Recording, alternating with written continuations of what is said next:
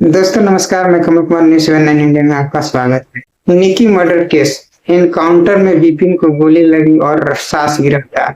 दिल्ली के पास ग्रेटर नोएडा के दादरी इलाके के जिस घर में निकी की का हंसता खेलता बचपन बीता था, वहां अब किसी की आंखों में आंसू, किसी के चेहरे पर आक्रोश है और कोई सदमे में है। 21 अगस्त को निकी नाम की युवती की ग्रेटर नोएडा के सिरसा गांव में आग में झुलसकर मौत हो गई।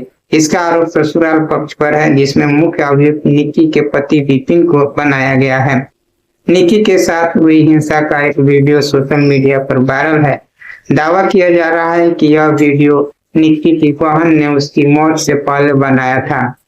अभियुक्त विपिन का दावा है कि वह निर्दोष है और निकी की मौत खुद ब खुद हुई है। निकी के पिता का आरोप है कि पति विपिन और ससुराल पक्ष की ओर से लगातार महंगी गाड़ी और 36 लाख रुपए की मांग की जा रही थी। इसी वजह से निकी के साथ हिंसा होती थी। पुलिस ने अभियुक्त विपिन, निकी के सास दयावती और विपिन के भाई रोहित को गिरफ्तार कर लिया है और मामले की जांच की जा रही है।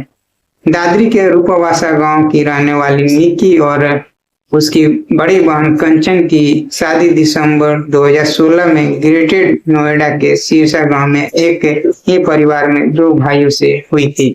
उस वक्त देश में नोटबंदी के बाद ज्यादातर लोगों के पास नकदी की कमी थी। निकी के पिता भिखारी सिंह ने बीबीसी हिंदी को बताया कि उन्होंने फिर भी शादी को खर्च को कोई कमी नहीं रखी। उनका दावा है कि निकी के पति को शादी के बाद एक कार भी दी गई थी, लेकिन उसका आरोप है कि ससुराल वाले लगातार महंगी गाड़ी और करीब 36 लाख रुपए की मांग कर रहे थे। भिखारी सिंह बताते हैं कि बड़ी बहन कंचन ने खुद निकी के साथ हो रही मारपीट के वीडियो बनाए।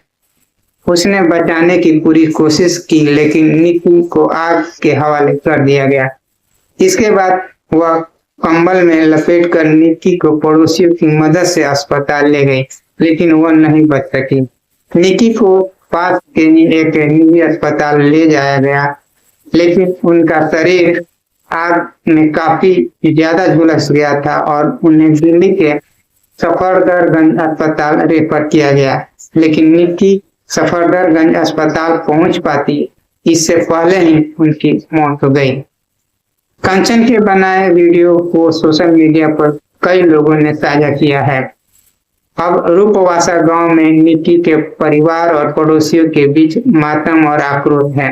निकी की दादी फुलवती ने बीबीसी हिंदी से कहा, अब मैं अपनी बड़ी पोती को अपने घर पर रखूंगी, नहीं तो उसे भी जीने नहीं देंगे। यही एक कमरा बनवा दूंगी और वो अपने बच्चों पे पढ़ाएगी।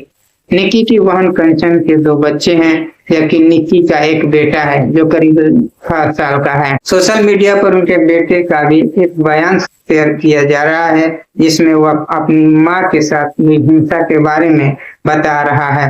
निकी की मौसी हेमलता कहती हैं, क्या हम बेटी को इसलिए जन्म देकर पालते हैं कि उसके साथ ऐसा हो? उसके साथ पहले भी मारपीट होती थी तो वह अपने पिता के घर आ गई थी, लेकिन पंचायत के कहने पर हमने उसे वापस ससुराल भेजा था।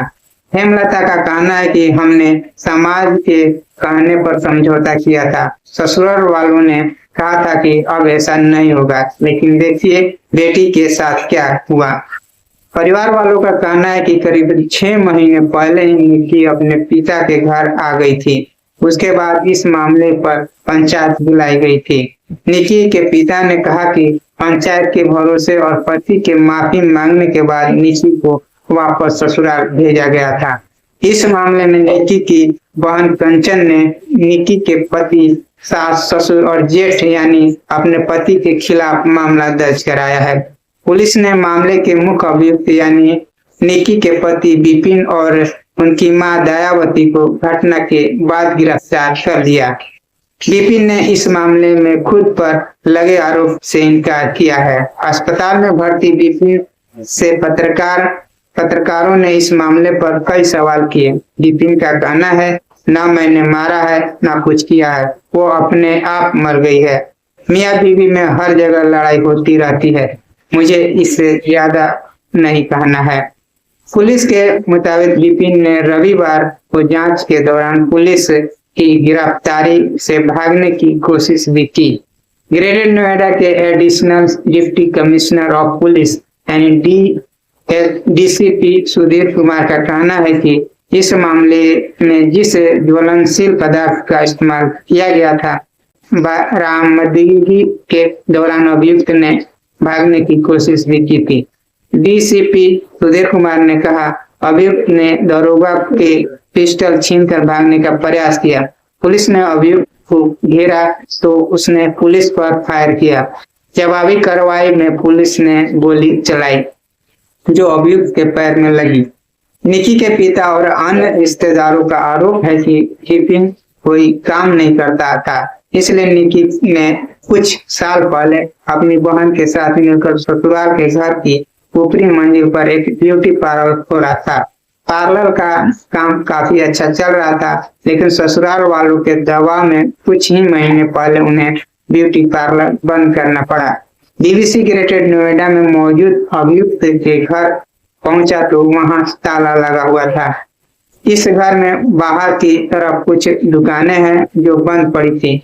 इन्हीं में से एक बंद पड़ी किराने की दुकान पर विपिन नाम लिखा हुआ था, जो निकी के पति का नाम है। हालांकि इस मामले पर विपिन के पड़ोसी भी बोलने को तैयार नहीं थे। पड़ोस की एक महिला ने केवल इतना बताया कि निकी के घर से पहले भी मारपीट और झगड़े की आवाज आती थी। दादरी के एचएसओ अरविंद कुमार ने बीबीसी हिंदी को बताया, घटना की जानकारी मिलने के बाद पुलिस ने मामले की जांच शुरू की। हालांकि निकी के साथ पहले भी मारपीट हुई थी, ऐसी कोई सूचना पुलिस को नहीं दी गई थी। निकी की बड़ी बहन अब इस मामले को कानून के दरवाजे तक ले गई है। उनके भाई अतुल को अफसोस है कि शायद इसमें देरी हो गई। दोस्तों बस इतना ही, फिर अगली वीडियो के साथ हाजिर होंगे। नमस्कार।